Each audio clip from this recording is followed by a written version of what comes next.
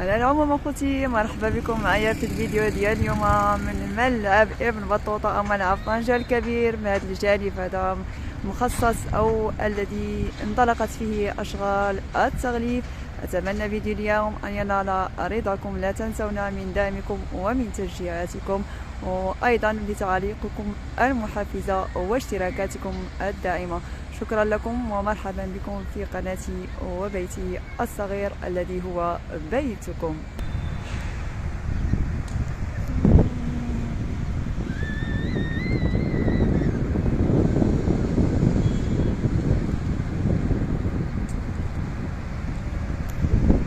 السلام عليكم اخوات ديالي كاملين، لاباس عليكم؟ الصحه مزيانه. كنتمنى الفيديو ديال اليوم ينال رضاكم ويلقى الاعجاب ديالكم. ما تنسوناش من الدعم والتشجيع والمسانده.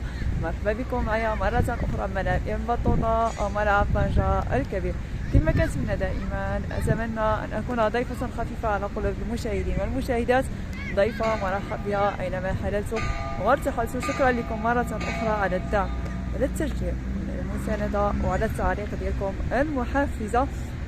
كما كنتمنى انكم لما واحد الاطلاله صغيره خفيفه ظريفه على القناه ديالي اللي عباره عن فيديوهات تعريفيه بالمناطق المغربيه. وشكرا لكم مره اخرى. كي لا اطيل عنكم اترككم مع الفيديو. المهم اخوتي، مرحبا بكم معايا مره اخرى بملعب ابن بطوطة او ملعب طنجة الكبير او ملعب السياتل.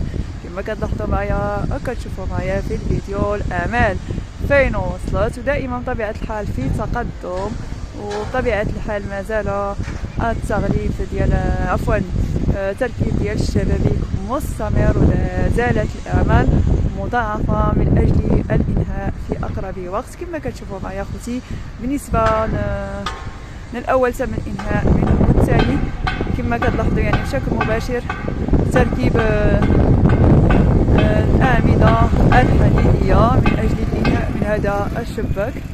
والثاني كما كتلاحظوا معايا اخوتي هو بدوره يتم تركيب الشبابيك العلوية كما كتلاحظوا معايا اخوتي.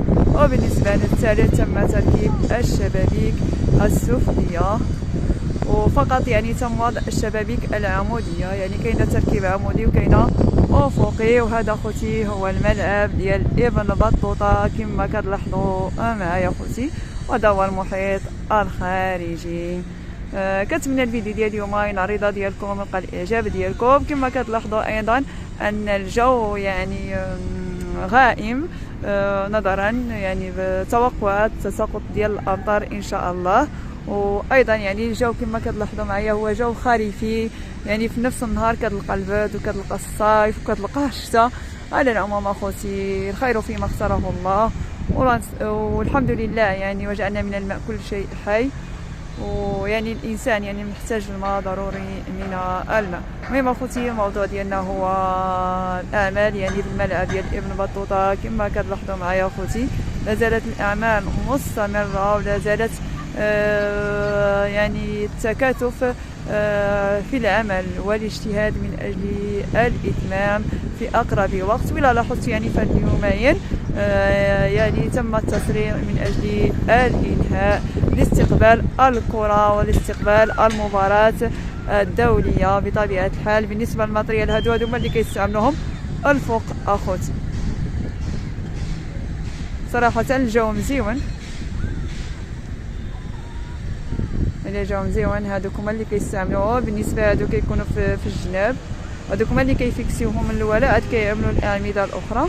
وبالنسبه للاخرين يعني كل واحد والمكان ديالو كما كتلاحظوا معايا اخوتي. المهم اخوتي كما كتشوفوا معايا هذه هي اللي كيتم نقل بها او الحمل الاعمده للعمال.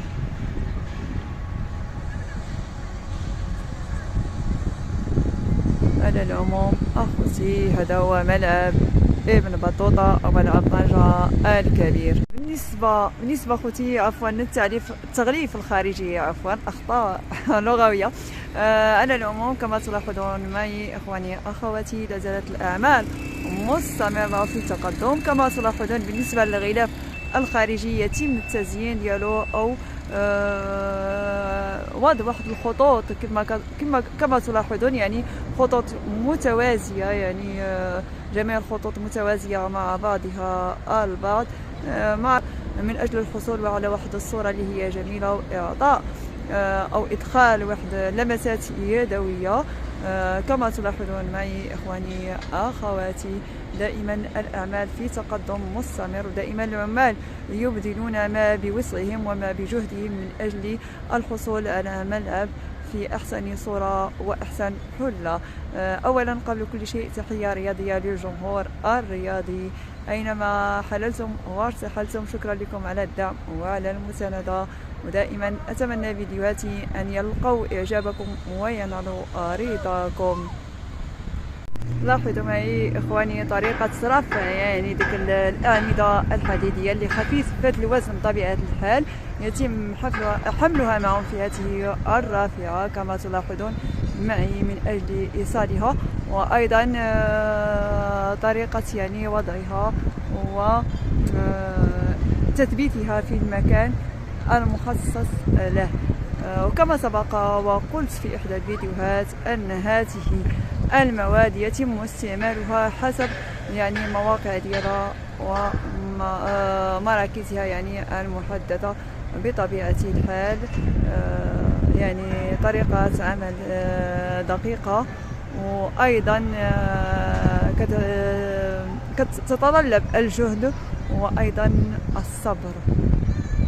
أنا اليوم أخوتي هذا هو الملعب كما كتلاحظوا معايا، وهذه هي الأعمال الآن. مشرفين على 7 مساء يوم السبت 27 ماي. هنا وصلت الأشغال ولا زالت مستمرة في هذا اليوم.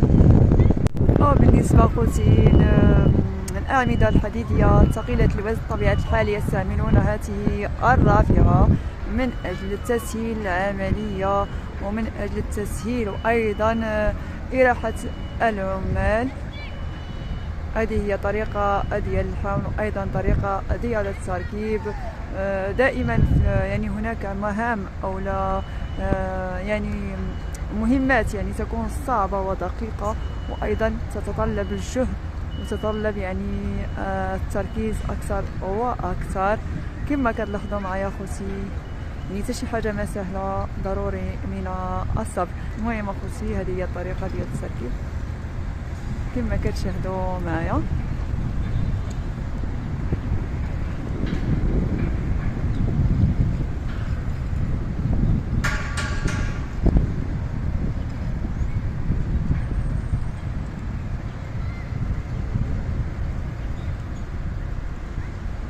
طريقة دقيقة وطريقة ديال الرفع والتنزيل.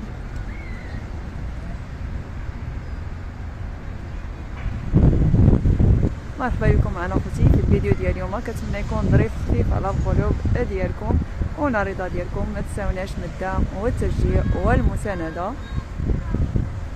في جميع الفيديوهات. كما كتشاهدوا معايا اخوتي دابا 7:15 يعني باقا الاشغال يعني مستمره كما كتلاحظوا معايا، يعني عمليه ديال التركيب والنقل ديال الاعمده الحديديه ما زالت مستمره. وكما كتلاحظوا معايا ايضا المكان اللي كيتم التركيب ديالو، ايضا التشبيك ديالو او تركيب الاعمده الحديديه. هذا ماما خوتي كما كتلاحظوا معايا خوتي ديك التشبيك اللي على شكل مثلثات، وفي الوسط ديال المثلث كنلقاو واحد العمود بالنسبه يعني اللي كيقرا الهندسه او غير ذلك يسمى الارتفاع. كيتم التشبيك بطريقه يدويه، يعني كيكون كل عمود مستقل عن الثاني، ولكن يتم تشكيله يعني بهذه الطريقه هذه كما كتلاحظوا معايا خوتي مثلثات يعني ذات رؤوس يعني مختلفة الاتجاه. المهم اخوتي هذا هو العمل ديال يوم السبت كما تلاحظون. هنا كتوصل الاعمال يوم السبت حاليا يعني ماشي من 7:30، ولا زالت الاعمال مستمرة بملعب ابن بطوطة كما تلاحظون معي اخواني اخواتي. دائما التكثيف من اجل انهاء يعني العمل. مازال لنا هذا النصف، هذا المربع المستطيل عفوا، وايضا مازال الاعمده الافقيه، وايضا داك الشباك الفوقاني اللي كيدار هو هذا كما كتلاحظوا. هذاك هو اللي كيدار يعني من الفوق. على العموم اخوتي نخليكم ونودعكم الى فيديو اخر وجوله جديده ان شاء الله.